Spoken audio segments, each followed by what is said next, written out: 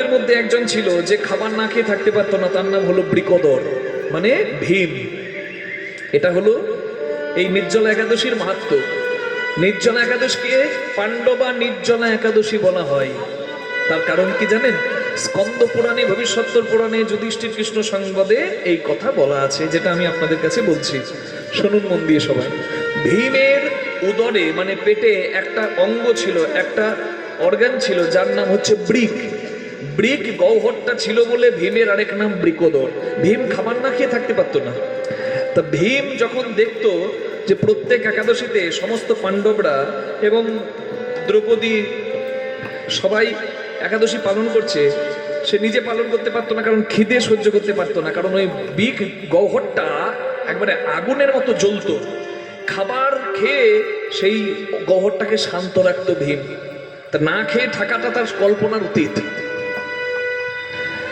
তা ভীম একদিন কৃষ্ণকে গিয়ে জিজ্ঞাসা করছে, হে কৃষ্ণ ভগবান, আমি তো খাবার না খেয়ে থাকতে পারি না, মাসে 24টা একাদশী করা আমার স্বপ্নেরও বাইরে। তা আপনি এমন একটা একাদশী নাম করুন, একটা একাদশী পালন করলে সব একাদশী পালনের ফল পাবো আমি। আমার মতো যারা আছে তারা ওই একটা একাদশী পালন করলে সব একাদশীর ফল পাবে, এরকম কোন একাদশী? বলে এর উত্তর তোমাকে দেবে ব্যাসদেব।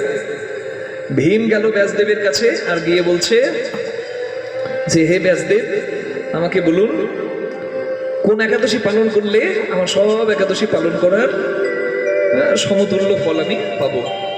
তখন ব্যাসদেব বললেন, যেহেতু তুমি খাবার সহ্য করতে পারো না, মানে খিদে সহ্য করতে পারো না, খাবার তোমার প্রয়োজন, তুমি বৃকোদর, তাই তোমার জন্য আমি বিধান দিলাম, তুমি নির্জলা একাদশীটি জলগ্রহণ পর্যন্ত না করে পালন করো, আর পরের দিন প্রসাদ পেয়ে ঠিক সময়ে পালন করো, তাহলে তুমি সমস্ত একাদশীর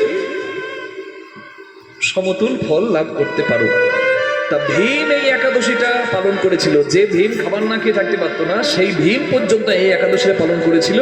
তাই এই একাদশীটির নাম, এটি ভীম পালন করতো, এই একটা একাদশী, তাই এই একাদশীটির নাম পাণ্ডবা নির্জলা একাদশী। একাদশীটির নাম নির্জলা একাদশী, কিন্তু ভীমের নামে একাদশীটির নাম হয়েছে নির্জলা একাদশী। নিতাই গৌর হরি হরি বল। তাই আপনারা যারা সমস্ত একাদশী পালন করতে পারেন না, আপনাদের কাছে প্রার্থনা করলাম এই একাদশীটি পালন অবশ্যই পালন করবেন। এবার একটা সমস্যা কি জানেন? বলছে 25শে জুন একাদশী না 26শে জুন একাদশী, এই নিয়ে বিরাট দ্বন্দ্ব। কেন? ইসকনের ভক্তবৃন্দ বলছে 26শে জুন একাদশী, আর স্নাতক মতের বা অন্যান্য গুরু পরম্পরায় যারা আশ্রিত তারা জানে, গুরু পরিবারের কাছ থেকে জেনেছে যে 25শে জুন একাদশী। আপনারা কোন দিনটি পালন করবেন? একাদশী লাগছে 34 তারিখ, ছেড়ে যাচ্ছে 25 তারিখ, তাহলে সূর্যোদয়ের নিয়ম অনুযায়ী অরুণ উদয় তিথি অনুযায়ী, মানে যেদিন একাদশী থাকাকালীন সূর্যোদয় হবে সেই দিনটা পালন করতে হবে। এটা হচ্ছে স্নাতক মতের নিয়ম। মানে যারা গৃহী, যারা পুঙ্খানুপুঙ্খ বিচার করার যাদের প্রয়োজন হয় না, তারা যারা গৃহী ভক্ত, যারা স্নাতক মতের ভক্ত, তারা 25শে জুন একাদশী পালন করবেন প্রথম দিন, 25শে জুন। আর 26শে জুন সকাল 4:54 থেকে 8:28 মতে, মানে স্নাতক মতে 4:54 থেকে 8:28 মধ্যে আপনি স্নান করে ভগবানকে পুজো দিয়ে প্রসাদ পাবেন। যদি প্রসাদ আয়োজন না করতে পারেন, অন্তত সেই সময়ে জগন্নাথের যে প্রসাদ, শুকনো অন্ন প্রসাদ ঘরে এনে রাখবেন, সেটি মুখে নিয়ে জলগ্রহণ করে পারণটা করে নেবেন, তারপরে এবার প্রসাদ পাবেন আয়োজন করে। জয় রাধে। আর যারা বৈষ্ণব সিদ্ধান্তে আছেন তারা কি করবেন? সকাল 5:25 থেকে 10:04 মধ্যে আপনি পালন করতে পারেন, মানে প্রসাদ পেতে পারেন। মোট কথা সূর্যোদয়ের পর আপনি প্রসাদ পেয়ে একাদশী পালন করুন।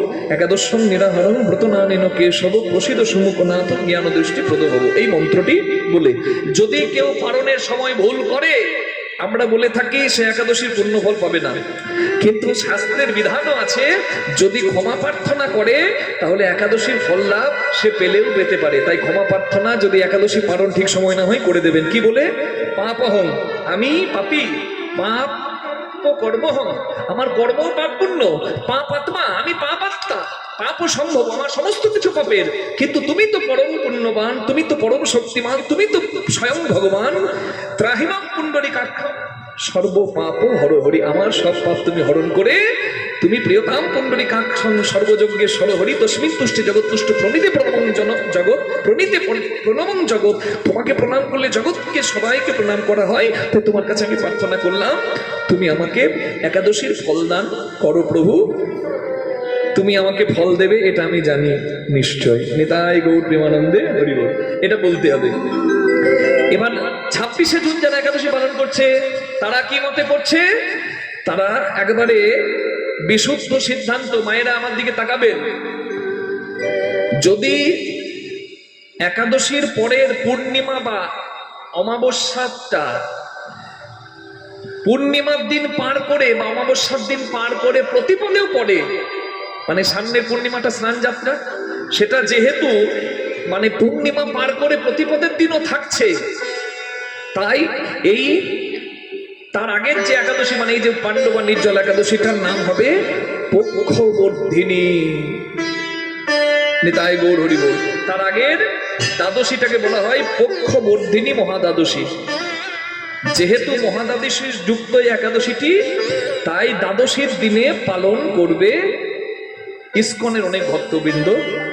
তাই আপনারা যারা পক্ষবর্ধিনী মহাদ্বাদশীকে মানেন, শাস্ত্রকে সম্মান করেন, আপনারা 26শে জুন একাদশী পালন করে তারপরের দিন সূর্যোদয়ের পর প্রসাদ পেয়ে পালন করতে পারেন। পশ্চিমবঙ্গে, ত্রিপুরায়, বাংলাদেশে 26শে জুন একাদশী পালন করা যাবে। আর বাকি পৃথিবীর সর্বত্র স্থানে 25শে জুন পালন করাটাই শ্রেয় হবে। প্রেম সে বলুন রাধা রানী কি, শ্যাম সুন্দর কি। তাহলে বোঝা গেল কি, পূর্ণিমা অমাবস্যা যদি প্রতিপদেও থাকে, তাহলে সেই পূর্ণিমা বা অমাবস্যাটির আগের দ্বাদশীটিকে মহাদ্বাদশী, পক্ষবর্ধিনী মহাদ্বাদশী বলা হবে। যেহেতু নির্জলা একাদশীর পরের দ্বাদশীটা পক্ষবর্ধিনী মহাদ্বাদশী, তাই এই একাদশীটা দ্বাদশীর দিনে পালন করতে হবে। নিতাই গৌর হরি হরি হরি বল। তাহলে যারা মহাদ্বাদশীর যুক্ত একাদশী পালন করেন তারা 26শে জুন পালন করবেন, তারপরের দিন পালন করবেন।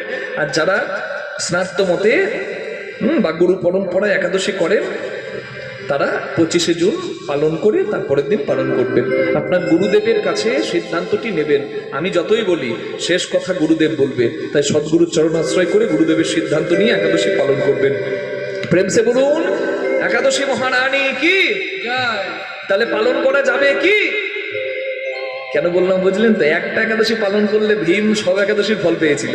তাই আপনারা যারা পারেন না তারা এই একটা একাদশী অবশ্যই পালন করবেন। কবে? 25শে জুন। আর যদি মহাদ্বাদশী যুক্ত একাদশী করতে চান তাহলে 26শে জুন পালন করবেন। প্রেম সে বলুন রাধা রানী কি। একাদশী কথাটার অর্থ হলো একাদশ ইন্দ্রিয়কে ভগবানের চরণে দান করো। একাদশী মানে কি শুধু খাওয়ার সংযম? হ্যাঁ, একাদশী মানে ইন্দ্রিয় সংযম, বাক্য সংযম, নিদ্রা সংযম, কামনা সংযম, সমস্ত কিছু সংযম হলো একাদশী। একাদশী মানে একাদশ ইন্দ্রিয়কে ভগবানের চরণে দান করো। চক্ষু কর্ণ নাসিকা জিহ্বা ত্বক মুখ পাদ পানি পাই উপস্থ, এই হলো 10টা ইন্দ্রিয়। 5টা কর্মেন্দ্রিয়, 5টা জ্ঞানেন্দ্রিয় আর মন। এই একাদশ ইন্দ্রিয়কে ভগবানের চরণে দাও। হরি বল। কিংবা একাদশতম ইন্দ্রিয় যেটি মন, সেটিকে ভগবানের চরণে সঁপে দাও। প্রেম সে বলুন রাধা রানী কি। এবার একাদশের দিন আপনারা জানেন পঞ্চশস্য বর্জন করতে হয়, কারণ পঞ্চশস্যের মধ্যে একাদশের দিনে পাপ পুরুষ আশ্রয় নেয়। কলিযুগে পাপ পুরুষ আশ্রয় নিয়েছে কোথায়? বলে একাদশের দিনে ওই পঞ্চশস্যে। ধান জাতীয়, গম জাতীয়, ভুট্টা জাতীয়, তেল জাতীয়, মানে কলাই জাতীয় আর কলাই জাতীয় আর তৈল জাতীয়। তবে সূর্যমুখী তেল আর সর্বোত্তম হলো ঘি, এই দুটি ব্যবহার করা যায়। খাবারের নুন সাধারণ ব্যবহার করা যাবে না, সন্দক লবণ ব্যবহার করা যায়। ঘরে তৈরি করে দ্রব্য আহার করবেন। যে পারবেন সে নির্জলা করবেন, যে পারবেন না ফলাহার করবেন, যে আরো পারবেন না সে শাকাহার করবেন, কিন্তু পঞ্চশস্য বর্জন করে। এটা হলো নিয়ম। এইভাবে একাদশী আপনারা আমরা অনেকেই করে থাকি। কিন্তু সামনের যে একাদশীটি আসছে সেই একাদশীটি পালন করতে হয় নির্জলা ভাবে। নিতাই গৌর হরি হরি।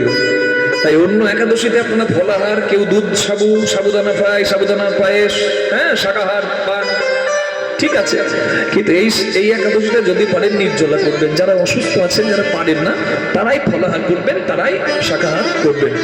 বিদ্যাপতি ঠাকুর খুব সুন্দর বৈষ্ণব পদাবলিতে বলেছেন, তাঁতল সৈকতে বাড়ি বিন্দু সম সুতমিত রমণী সমাজে, তো হে বিসরি মন তা হে সমর্পলু অবমজু হব কোন কাজে। যেমন গরম বালিতে জলবিন্দু দিলে সেই জলবিন্দু টেকে না, এই জ্যৈষ্ঠ আষাঢ় মাসে ভরদুপুর বেলায় গরম বালিতে যদি জল দিই সেই জল থাকবে না। এটা যেমন সত্য, ঠিক তেমনই এই মায়ার সংসারে যে যতই আপন হোক, কেউ তোমার চিরদিন থাকবে না। সম্পর্ক তোমার যতই মূল্যবান হোক, কোনো সম্পর্কই তোমার চিরস্থায়ী থাকবে না। কিন্তু যার সঙ্গে সম্পর্ক জন্ম জন্মান্তরে, যদি তাকে ভুলে যাও, তার নাম ভুলে যাও, তাকে স্মরণ করতে ভুলে যাও, তাহলে তোমার মতো হতভাগী হয়ে হবে আর দ্বিতীয় কেউ হবে না। On a burning hot sand, a drop of water cannot survive. In the same way, relationships like father, sister, son and family are short-lived. They can't last long life. आधा जन्म हम नींद गोवाइनु जरा शिशु कतकाल गेला, निधुवन रमणी रसरंग मातलु तू भजगो कोन बेला।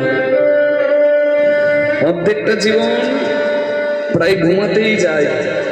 আমি দিনে 8 ঘন্টা ঘুমাই, 3 8 24 ঘন্টায় যদি একদিন হয়, তার মানে 3 ভাগের 1 ভাগ জীবন বর্তমানে আমার ঘুমাতেই যায়। যারা বলে জীবনে অনেক সময় আছে, হবে হবে হবে, তো কবে? সময় কোথায়? শিশুকালে আমি বেশি ঘুমিয়েছি, কারণ শিশুরা 12 থেকে 14 ঘন্টা ঘুমায়। যখন আমার বয়স হবে, আমার অলসতা বাড়বে, বৃদ্ধ হব আমি, তখন আমার বেশি ঘুম পাবে।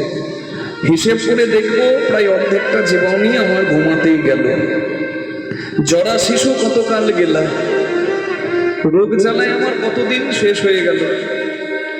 শিশুকালে মতি ছিল না, বাল্যকাল গেল হাসিতে খেলিতে, আমার দিন পার হয়ে গেল। আর যৌবন কাল গেল রসে। যৌবনটা আমি রমণী রসরঙ্গে মাতালু, রমণীর প্রেমে বা রসে মেতে পার করলো। তারপর শেষে আমি বিচার করে দেখলাম কি, সবকিছুর জন্য আমার সময় হলো, কিন্তু হরি তোমায় ডাকার, আমার নাম করার আমার সময় হলো কই?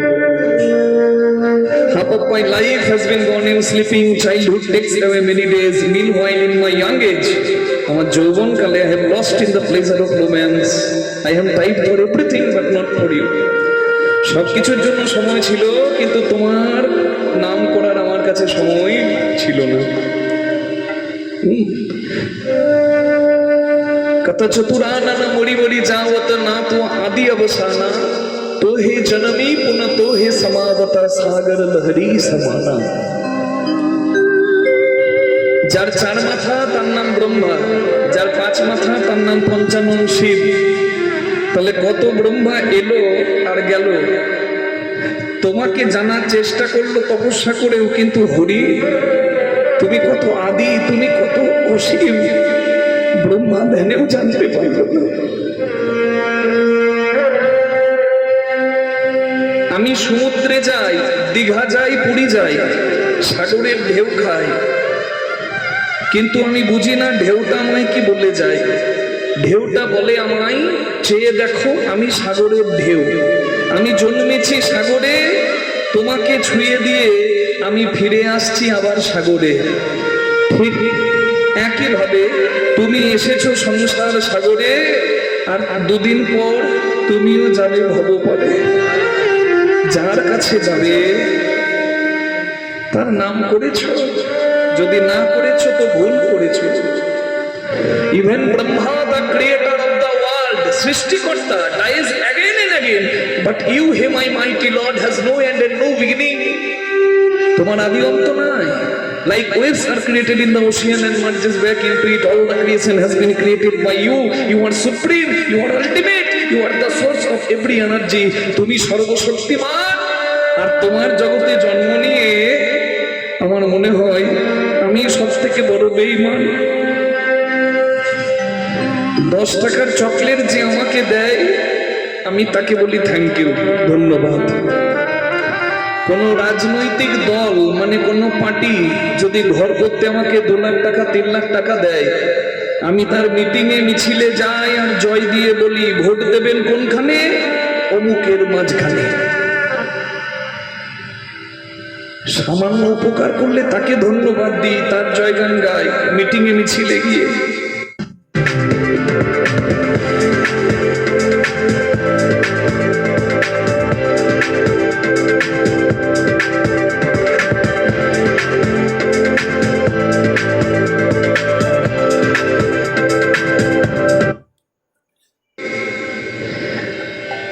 তোমার আমি জয়গান না গিয়ে তোমায় দিলাম ফাঁকি।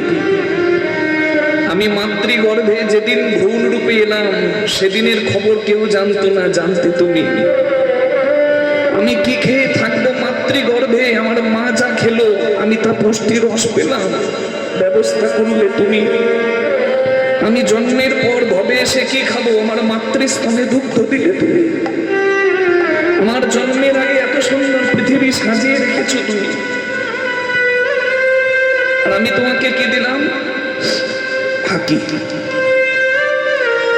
আমাকে পূর্ণ করে জন্ম দিলে, এই ক্ষিতি অব তেজ মরুত বোম, এই 5 তাল্লার দালান দিলে, আমি তোমায় কি দিলাম? ফাঁকি। যদি তুমি আমায় পরিপূর্ণ করে জন্ম না দিতে, যদি আমাকে পঙ্গু করতে, তখন আমি তোমাকে অজুহাত দিতাম। যদি আমার চোখ না দিতে, আমি বলতাম তুমি চোখ দাওনি তাই তোমার এত সুন্দর জগৎ আমি দেখতে পেলাম না। যদি কান না দিতে, আমি তোমাকে অভিযোগ করে বলতাম কতজন রহমতপুর হরিবাসরে কীর্তন শোনে আমি শুনতে পাই না। যদি আমার মুখ না দিতে, তাহলে আমি বলতাম কতজন হরি কথা বলে, তোমার নাম করে, মধুর মধুর বাণী বলে। আমাকে পশু জন্ম দিলেই পারতে, মানুষ কেন করলে? পশুও চেষ্টা করলে তোমার নাম করতে পারে না, আর আমার মানুষ হয়ে কি লাভ? আমাকে বোবা করলে আমি যে তোমার নাম করতে পারি না। যদি হাত না দিত, তখন বলতাম তুমি হাত দাওনি বলে আমি বাধ্য হয়ে পা দিয়ে অনেক কাজ শিখেছি। এই সংসারে চলতে গেলে কর্ম করতে হবে, তাই কর্ম করছি। হাত দাওনি তাই পা দিয়েই কলম ধরে লিখতে শিখেছি, পা দিয়ে তুলি ধরে ছবি আঁকতে শিখেছি, পা দিয়ে খুন্তি ধরে রাঁধতেও শিখেছি। কিন্তু পা দিয়ে আমি সব কাজ করতে পারলেও, হে মাধব, আমার আসল কাজ যে আমার শত ইচ্ছা থাকলেও আমার হাত নেই। পা দিয়ে আমি সব কাজ করি, কিন্তু আমার ইচ্ছা থাকলেও আমি কি একটি তুলসী পাতা পা দিয়ে তোমার চরণে দিতে পারি? তাই আমার অনেক কাজ ভাবের হলো, কিন্তু তোমার সেবা হলো না। আমাকে তো পরিপূর্ণ করে জন্ম দিয়েছে, যে আমায় পরিপূর্ণ করে জন্ম দিল। মা বাবা তো মাধ্যম, আমি কার? আমি যার ভবে মায়ায় মোহিত হয়ে তাকে ভুলে গেলাম।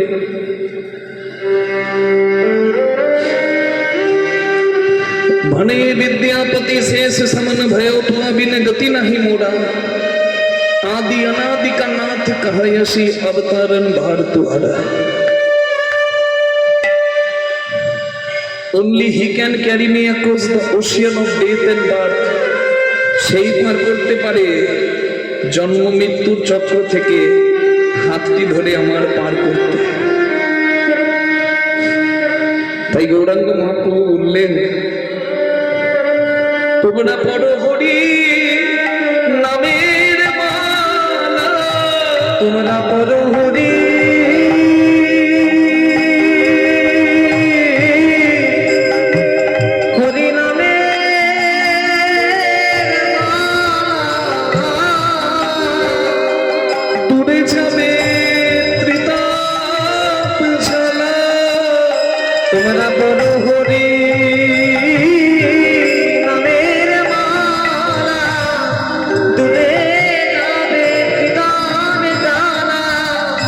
তোমরা বলো হরি নামের মালা।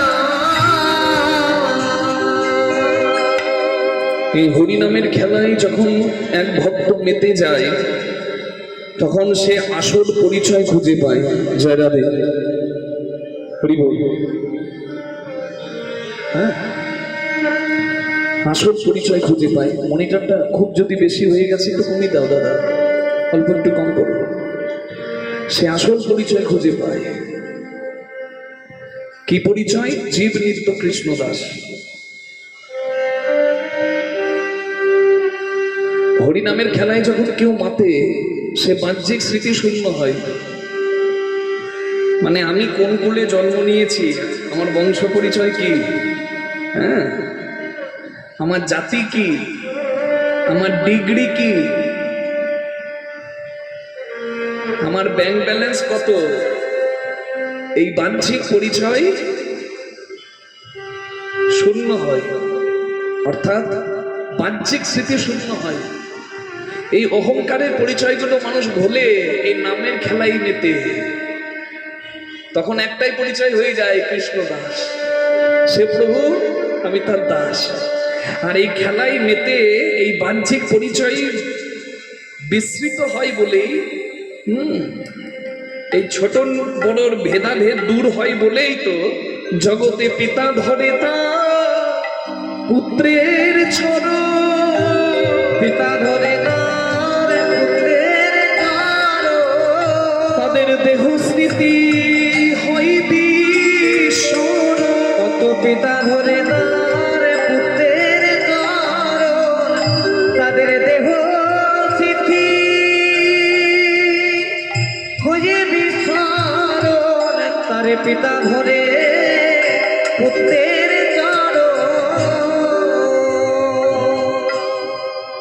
জগতে পিতা পুত্রের চরণ ধরে নামের খেলায় মেতে। মা তা কি করে হয়? জয় রাধে। আমার কথাটা শুনে অনেকে অবাক হতে পারে যে বাবা ছেলেকে প্রণাম করে কি করে হয়? হয় মা। আমি দুটি উদাহরণ দেব, একটা এই 2026 সালের আর একটা ত্রেতা যুগের। এখনকার উদাহরণ, তখনকার উদাহরণ মিলিয়ে দেখুন তো যে পিতা পুত্রকে প্রণাম করতে পারে কিনা। উত্তরপ্রদেশের একটা প্রত্যন্ত গ্রামে ব্রাহ্মণ পরিবারে জন্ম নিল এক শিশু, যার নাম অনিরুদ্ধ পাণ্ডে। তার দাদু সন্ন্যাসী হয়েছে, তাই সেও 9 বছর বয়সে মা বাবাকে প্রণাম জানিয়ে সন্ন্যাসী হয়ে চলে গেল কাশীধামে। কাশীধামে মোক্ষ লাভের আশায় সেই ছেলেটি কখনো মণিকর্ণিকা ঘাট, কখনো দশাশ্বমেধ ঘাট, কখনো হরিশ্চন্দ্র রাজার ঘাটে ঘাটে ঘুরে শবদাহ দেখে, আর বৃক্ষের তলায় বসে মোক্ষ লাভের জন্য তপস্যা করে। কারণ জীবনের তো 4টি চতুর্বর্গ, ধর্ম, অর্থ, কাম, মোক্ষ। তাই মোক্ষ লাভের আশায় সে কাশীতে যায়। কিন্তু বহুদিন পরে তার অন্তরটা তৃপ্ত হয়নি। তাই কাশীধামে বৃন্দাবনের এক রসিক সাধুর সঙ্গে তার সাক্ষাৎ হলো। সেই রসিক সাধু বলল যে বাবা, ধর্ম, অর্থ, কাম, মোক্ষের জন্য তো সবাই ভাবে, কিন্তু এই ধর্ম, অর্থ, কাম, মোক্ষের পরেও একটি সম্পদ আছে যার নাম প্রেম, যাহা দেবেরও দুর্লভ, যাহা বিনা কৃষ্ণ প্রাপ্তি নহি কো সম্ভব। তুমি ব্রজে যাও, বৃন্দাবনে যাও, আর গোপীরা যেভাবে আমার ভগবানকে ভালোবেসেছিল সেইভাবে ভালোবাসো। তুমি যদি প্রেমের প্রেমিক হও,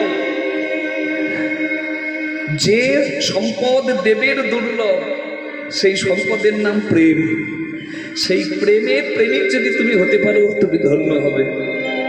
সেই রসিক সাধু সঙ্গ করে কাশীধাম থেকে সেই ছেলেটা চলে গেল বৃন্দাবনে। রাধা বল্লভী সম্প্রদায়ে যুক্ত হয়ে সেই ছেলেটির নাম হয়ে গেল বৃন্দাবনের বিখ্যাত প্রেমানন্দ মহারাজ। যে প্রেমানন্দ মহারাজজির কাছে বিরাট কোহলি, কুমার শানু, অমিতাভ বচ্চন, অভিনেতা অভিনেত্রী, গায়ক গায়িকা, এমনকি মাননীয় রাষ্ট্রপতি দ্রৌপদী মুর্মু মহাশয়া আশ্রয় নিল, তার চরণ শরণ নিল। সেই প্রেমানন্দ মহারাজজির কথায় কত গৃহী মানুষ সদাচারী হয়ে গেল, কত মানুষ খারাপ কাজ ছেড়ে দিয়ে ভালো পথে এলো। তো সেই প্রেমানন্দ মহারাজজির কাছে যেদিন এই বছর খানেক আগে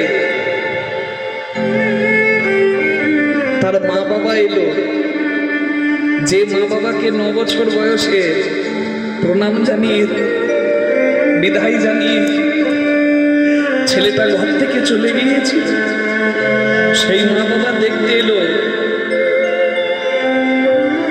50 বছর পর প্রায়। আর দেখতে এসে বহু বছর পর দেখতে এসে দূর থেকে ছেলেটাকে প্রণাম করলো, জয়রাধে। অর্থাৎ প্রেমানন্দ বাবাজির মা বাবা মাতা পিতা তাকে দূর থেকে প্রণাম করলো, মা বাবা হয়ে সন্তানকে প্রণাম করলো। কেন? কারণ মাতা পিতা জানে ভক্তি জগতে, প্রেমের জগতে, নামের জগতে তার সন্তান যে জায়গায় গিয়েছে, অমন সন্তানের মাতা পিতা হয়ে তারাও ধন্য। নিতাই গৌর হরি হরি। মাতা পিতাও সন্তানকে প্রণাম করে যদি সন্তান সেই জায়গা অর্জন করে। আরো প্রমাণ